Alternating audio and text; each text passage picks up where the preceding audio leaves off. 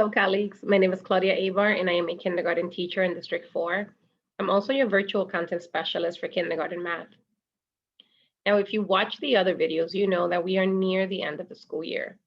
I know you are busy packing up your classroom. You're probably not really planning for next year. Most of us try to take some time off before the planning really begins. But we wanted to give you some tools that you can either watch now or watch later on some ideas of what to do when your children come back into the classroom. You're going to be doing assessments, you're going to be busy, and you're going to need to keep some of them engaged while you assess another child or maybe a small group of children. Some of the games that we're going to show you today can be used for this purpose. They can be used to reinforce skills after you do the assessments or to keep them engaged while you are assessing. And most of them also transfer to the classroom. So you can play tactile with a partner. We've had to pivot this year from doing all the activities on digital media.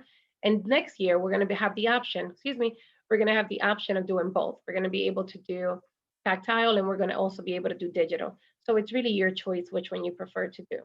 But let me go ahead and share some things with you. First thing I'm going to share is the QR code. You can go ahead and click here on this QR code. When you do, it's going to bring you over to the investigations page, just like this, and it's already sorted for kindergarten. You can choose whichever grade you want to work with. Maybe you want to work with your own children and you want to give them activities.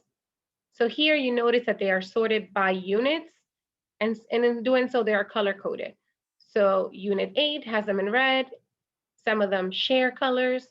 So we worked on Build It last time. You can do Build It team numbers, Build It change it, Build It race to the top, so on and so forth. As you can see, we start with Build It in Unit 2, which is what we're going to be looking at today. Unit 2. Unit 2 here, Compare. It's the game that we're going to play next. Let me go ahead and click on that for you. And you're going to be playing this one with a partner. And what you're doing is decide whose card shows more. So when you and the partner have a deck of cards, which is the way that you will do this tactile in the classroom, they will flip over the first card.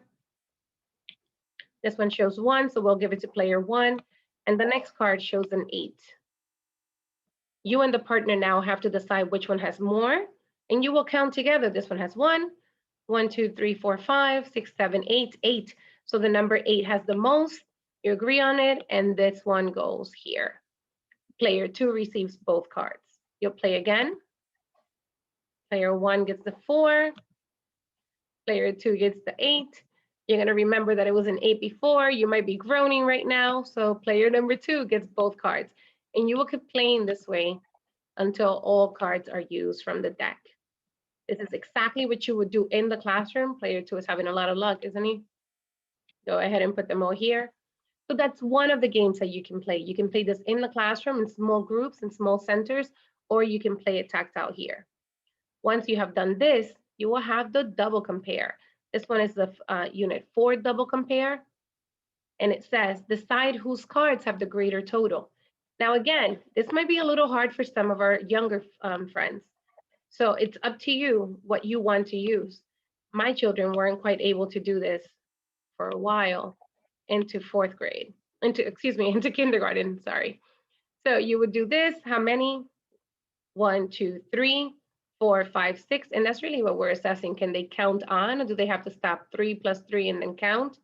This one has a total of 5, so lucky player 1 wins everything and gets all the cards, and that's how that game goes.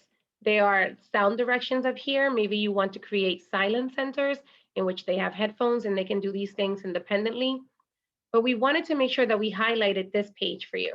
We wanted to highlight the investigations games, just like we did the Math Learning Center, because it has a lot of games that you can play.